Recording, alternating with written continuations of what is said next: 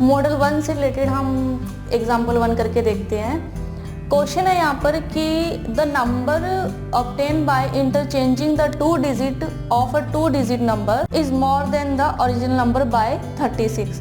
If the sum of 2 digit is 14, what is the original number. अब हमारे पास कोई 2 digit number है और अगर हम उसे इंटरचेंजिंग करें तो वह मोर देन 36 होगा, यानी कि जो नंबर है वो अगर हम इंटरचेंज करें तो वो 36 ज़्यादा है, और अगर हम उसका सम करें उन 2 डिजिट नंबर्स का तो वो 14 है, और हमें ओरिजिनल नंबर फाइंड आउट करना है यहाँ पे। और ऑप्शन दिए गए हैं 64, 75, 86, 59 और नॉन ऑफ दीज। हमें ओरिजिनल नंबर फाइंड आउट करना है। तो मान लेते हैं कि ओरिजिनल नंबर है A एंड B, ठीक है, और इंटरचेंजिंग नंबर है, अब original number A and B है तो interchanging number B and A हुआ, BA है ना। तो A भी स्टैंड करता है 10A प्लस B और BA 10B प्लस A। अब क्वेश्चन है कि जो इंटरचेंजिंग नंबर है वो 36 से ज़्यादा है, यानी कि हम जो ओरिजिनल नंबर है उसमें 36 ऐड करेंगे तो हमारे पास इंटरचेंजिंग नंबर आएगा। स्टेटमेंट हुई हमारे पास कि BA जो है वो AB प्लस 36 है ना।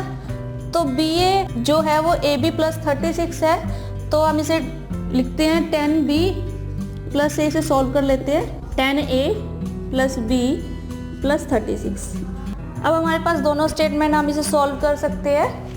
अब अगर हम 10A प्लस B को इधर लेकर आए तो ये होगा 9B minus 9A is equal to 36। तो अब हमारे पास 9 कॉमन आ जाएगा, तो B minus A is equal to 36। तो B माइनस A हमारे पास आएगा 36 बाई 9 इज इक्वल टू 4, और B माइनस A होएगा हमारे पास 4। अब इसको सॉल्व करके हमारे पास डिफरेंस आ गया दोनों नंबर का। अब दूसरी स्टेटमेंट है यहाँ पे कि if the sum of 2 digit number is 14।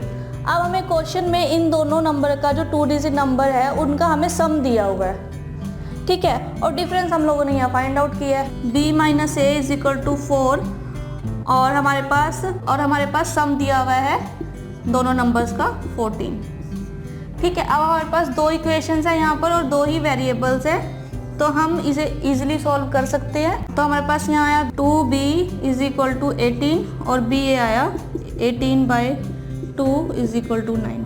तो हमारे पास यहाँ पे B की वैल्यू आई है 9।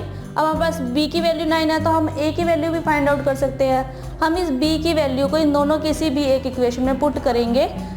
तो मैं फर्स्ट इक्वेशन में कर रही हूँ, B minus A is equal to 4, यानी कि 9 minus A is equal to 4 और minus A is equal to 4 minus 9, तो A इज इक्वल टू 5। अब हमारे पास A जो है वो 5 और B की वैल्यू हमारे पास 9 आई है, तो यानी कि AB हुआ हमारे पास 59।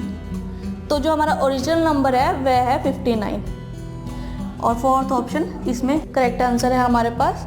तो आप इस प्रोसीजर से डेसिमल नंबर सिस्टम की हेल्प से भी ओरिजिनल नंबर फाइंड आउट कर सकते हैं, लेकिन एग्ज़ाम में हमारे पास इतना लेंथी प्रोसीजर करने का टाइम नहीं होता है ना, तो हम इसको ऑप्शंस की हेल्प से भी कर सकते हैं। तो आइए देखते हैं हम इसे ऑप्शंस की हेल्प से किस तरह से करेंगे।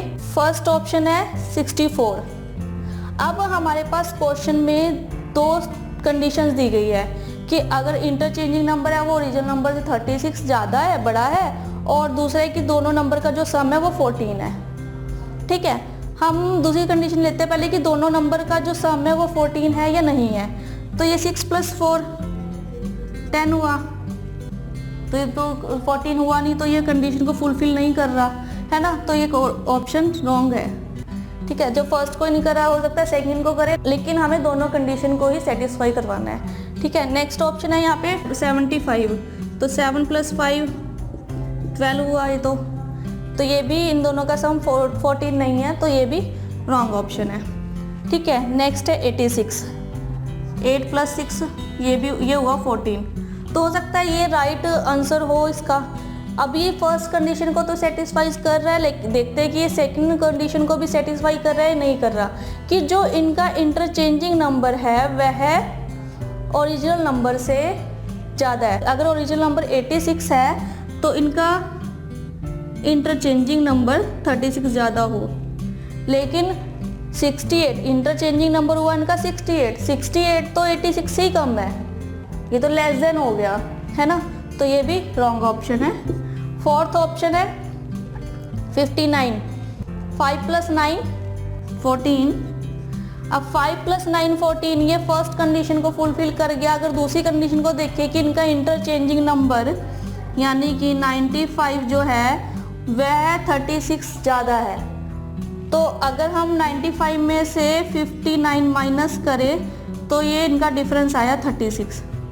तो ये दोनों कंडीशन को पूरी तरह से सेटिस्फाई कर रहा है, दैट्स वाई ऑप्शन 4 हमारे पास करेक्ट आंसर है। और आप ऑप्शंस की हेल्प से भी क्वेश्चन को सॉल्व कर सकते हैं, लेकिन आपको ये प्रोसीजर भी आना चाहिए, क्योंकि ये प्रोसीजर काफ़ी सारे क्वेश्चन में हमारी हेल्प करता है। लेकिन अगर आप ऑप्शन से इजीली फाइंड आउट कर सकते हैं तो आप इन ऑप्शंस पर भी जा सकते हैं, लेकिन फिर भी आपको ये प्रोसीजर आना चाहिए कि हमने किस तरह से डेसिमल नंबर सिस्टम की हेल्प से इस क्वेश्चन को सॉल्व किया है।